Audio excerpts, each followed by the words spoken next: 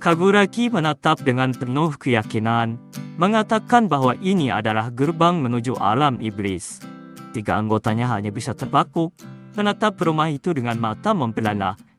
Dengan wajah serius, Kaguragi mengajak mereka untuk menyusup dan menanyakan kesiapan mereka. Ia berbicara seolah misi besar sedang dimulai, menyemangati mereka agar tetap teguh menghadapi apapun yang menanti. Namun ketiganya hanya terdiam, bingung sekaligus canggung. Kikuchi akhirnya bersuara, menyebut bahwa itu hanyalah rumah tua biasa. Ia tak habis pikir apa yang ada di kepala ketuanya, lalu memprotes keras, memanggil mereka di hari Minggu pagi hanya untuk ini. Ini sama saja dengan tindakan pembobolan rumah. Jangan konyol, ucap Kaguragi dingin. Apakah seorang pahlawan perlu meminta izin untuk menyusup ke istana penyihir jahat? Jika semua orang berpikir begitu, Baramos pasti masih hidup dan sehat sekarang. Kikuchi masih tidak terima, menyebut alasan itu sama sekali tak masuk akal. Namun Kaguragi tak menghiraukannya. Ia justru memerintahkan mereka untuk bersiap dan tetap waspada. Lalu memperingatkan mereka agar tidak lengah, hanya karena pintu depan tampak tak ada pengawasan. Ketiganya terdiam, tak mampu membantah maupun menolak perintah sang ketua. Ketiganya mulai berbisik di antara mereka, heran dengan tingkah ketua hari ini. Biasanya, ia selalu tenang dan dingin, tapi kini tampak berbeda. Salah satu dari mereka menambahkan bahwa perubahan itu terjadi sejak ia meminjam seragam Hekiko dan menyelinap ke sekolah mereka. Mereka semakin mendekat berbisik pelan, sesuatu pasti telah terjadi. Saat pertama kali kembali dari penyusupan itu, seragam Kaguragi penuh kotoran, seolah ia merangkak dengan perut dan berlari menyelamatkan diri. Kikuchi langsung berpikir yang tidak-tidak. Namun Kaguragi langsung menjedotkan kepala Kikuchi ke arah Yamazaki. Keduanya meringis kesakitan. Kaguragi hanya menatap dingin dan bertanya apa yang sebenarnya mereka bicarakan. Dengan wajah serius Kaguragi melanjutkan.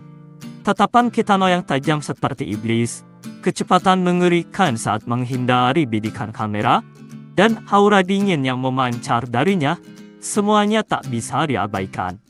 Ditambah lagi, kemampuannya menipu dan memikat gadis demi gadis ke sisinya.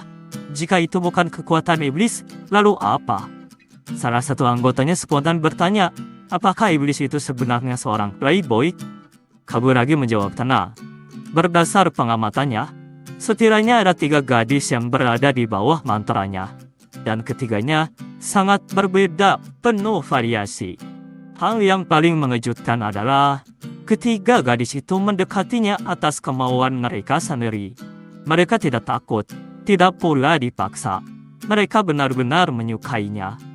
Kikuchi menatap tak percaya. Namun Kaguragi menegaskan bahwa itulah kekuatan sang iblis. Ia ingin gadis-gadis malang yang tersihir itu membuka mata mereka. Dan untuk melakukannya, ia harus menyingkapkan wajah asli sang iblis, merekamnya dengan kamera. Meski harus mempertaruhkan nyawanya sendiri. Ini adalah pertempuran suci.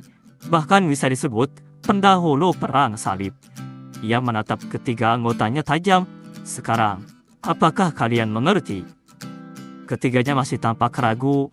Salah satu dari mereka bahkan berbisik bahwa mungkin justru Kaguragi lah yang paling tertipu. Kaguragi tak menggubris dan mengajak mereka pergi. Namun sebelum mereka sempat melangkah, Kikuchi menyela, berniat mengatakan sesuatu. Tiba-tiba, pintu rumah Kitano terbuka. Refleks Kaguragi mendorong Kikuchi ke bawah dan menyuruhnya merunduk. Kikuchi mengeluh kesakitan, tapi Kaguragi berteriak tegang. Pintu menuju dimensi jahat telah terbuka. Dari dalam, seseorang keluar perlahan.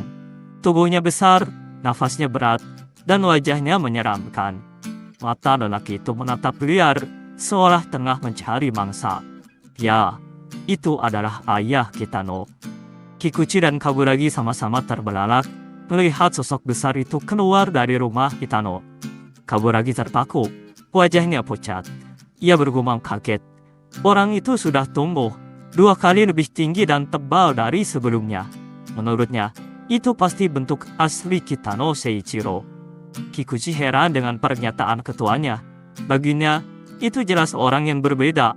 Normalnya, orang akan menduga bahwa dia itu adalah ayahnya atau kerabat lain, bukan perubahan wujud. Namun Kaburagi tampak tak mendengar. Ia terus bergumam, tak percaya bahwa Kitano mampu mengubah tubuhnya sendiri secara fisik sejauh itu. Hal itu bertentangan dengan semua hukum fisika yang ia pahami. Ayah Kitano mengangkat tangannya ke depan, lalu mulai meninju-ninju udara cepat seperti melakukan shadow boxing. Angin kebetulan berhembus kencang, menerpa wajah Kaburagi dan anak buahnya, seolah itu dampak dari tinju-tinju tersebut. Mereka terpaku di tempat, menatap tanpa berani bernafas.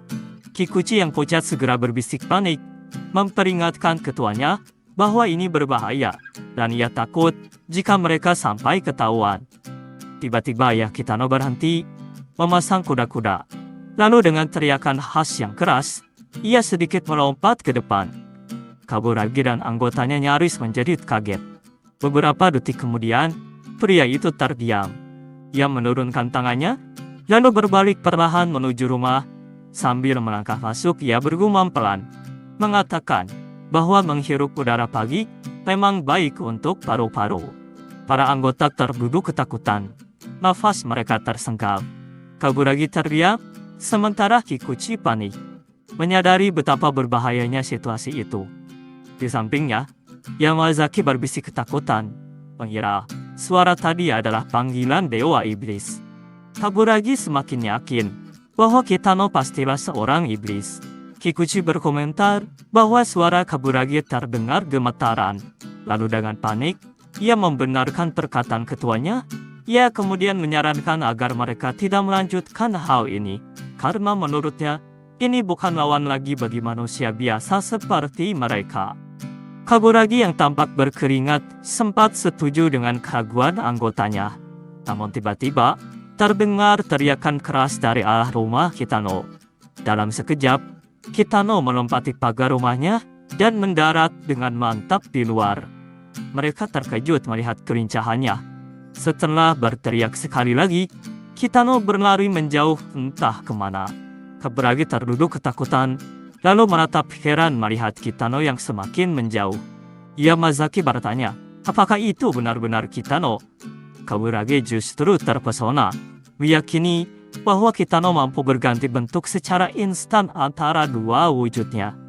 Anak buahnya mencoba memberitahunya lagi, namun Kaburagi tak menggubris. Ia malah memerintahkan mereka untuk mengejarnya. Yakin, Kitano tidak akan berubah menjadi manusia dan kabur di hari libur tanpa alasan yang besar. Meski bingung, para anggotanya akhirnya pasrah mengikuti perintah sang ketua. Di tempat lain, Kitano terlihat berlari santai sambil menjaga ritme nafasnya. Ia tampak fokus, tak memperhatikan sekitar.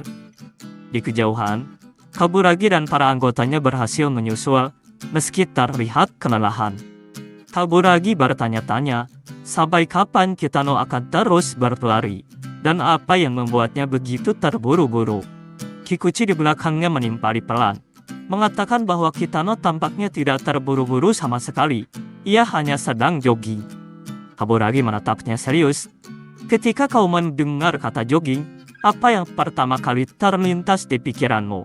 Tanyanya datar. Kikuchi menjawab, membangun stamina, menjaga kebugaran. Kaburagi membenarkan. Lalu ia melanjutkan pertanyaannya. Sekarang, pikirkan, manakah yang paling kecil kemungkinannya dikaitkan dengan iblis? 1. Untuk pembantaian, 2. Pemusnahan, atau 3. Untuk menjaga kebugaran? Menjaga kebugaran, jawab Kikuchi pelan.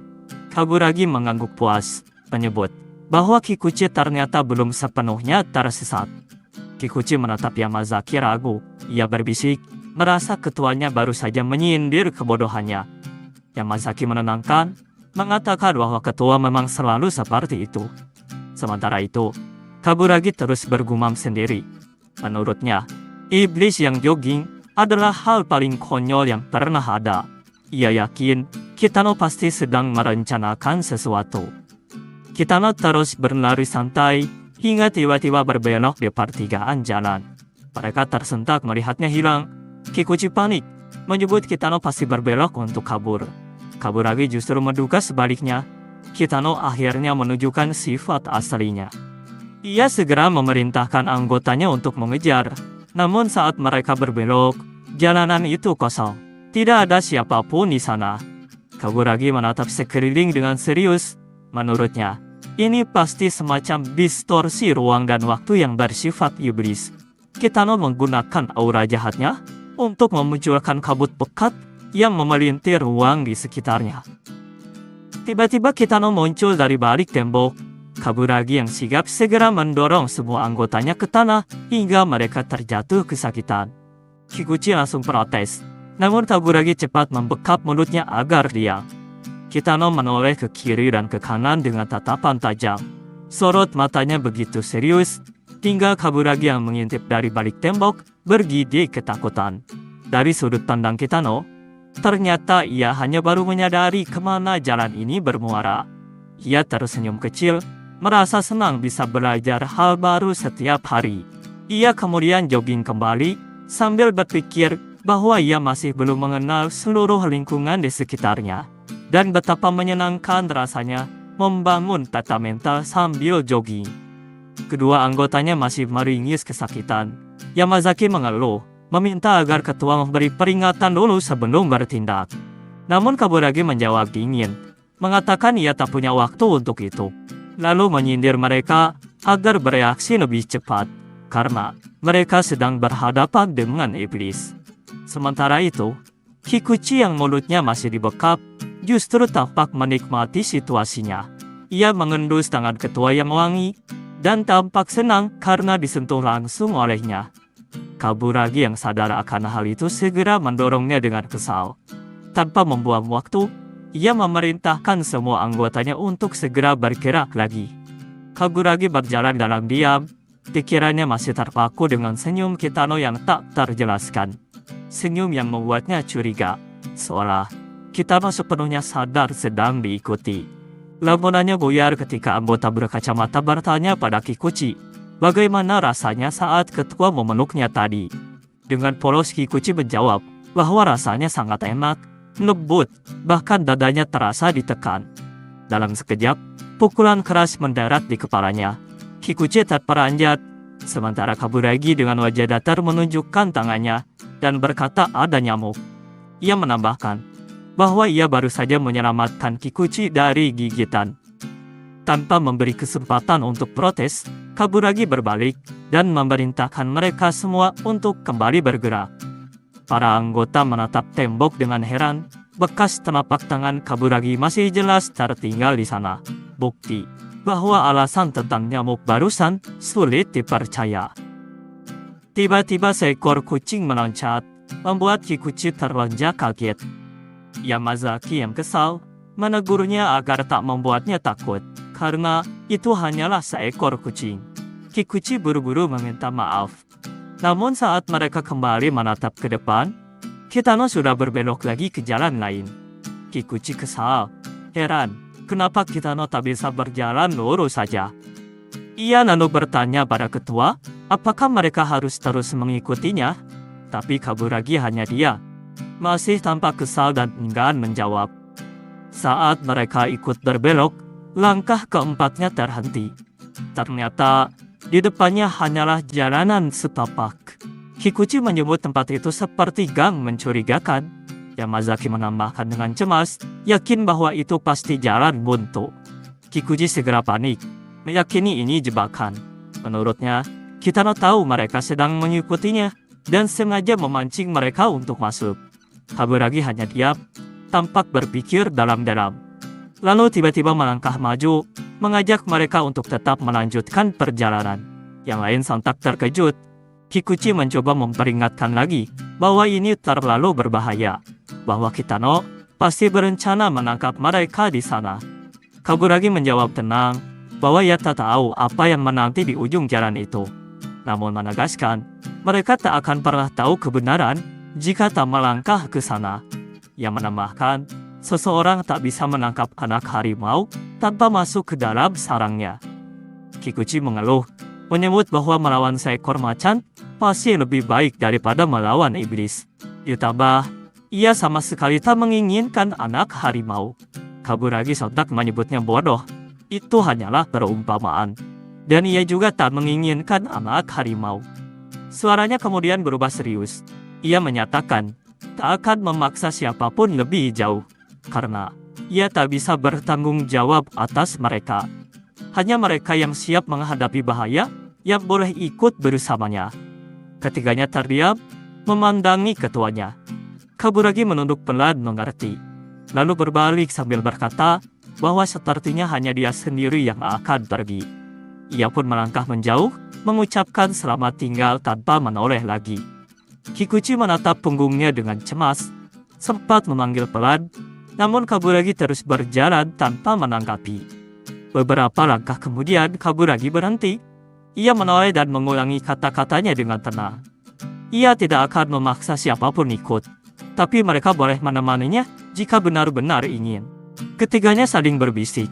Heran, kenapa ketua tak langsung saja meminta mereka untuk ikut? Salah satu dari mereka menimpali. Justru itu salah satu poin yang membuatnya menarik. Kitano memandangi dinding tinggi di depannya dengan heran. Rupanya, jalan itu jalan buntu. Ia berpikir, jika saja tempat ini terhubung ke sisi lain, pasti bisa jadi jalan pintas yang bagus menuju sekolah. Tiba-tiba terdengar suara langkah di belakangnya. Ia menoleh dan melihat Kaburagi berdiri di sana.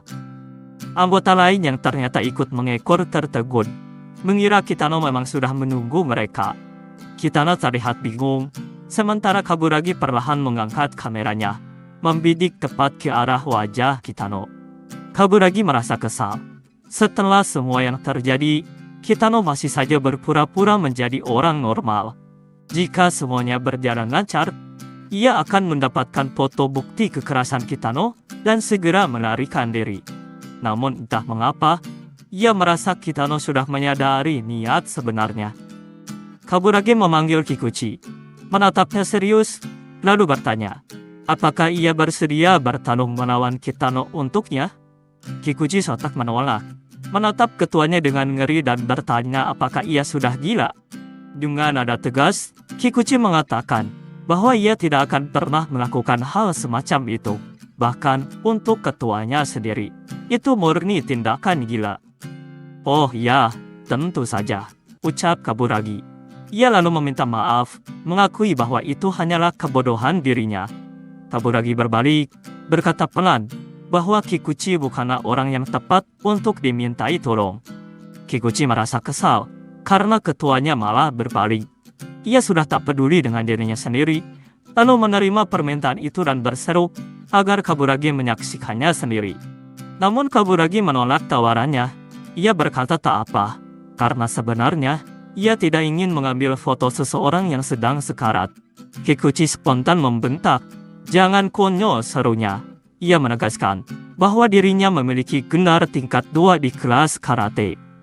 Kikuchi berbalik dan melangkah menuju Kitano, berseru agar ketuanya menyaksikan, karena kali ini ia akan benar-benar melawannya. Ia ingin tahu seberapa kuat Kitano sebenarnya.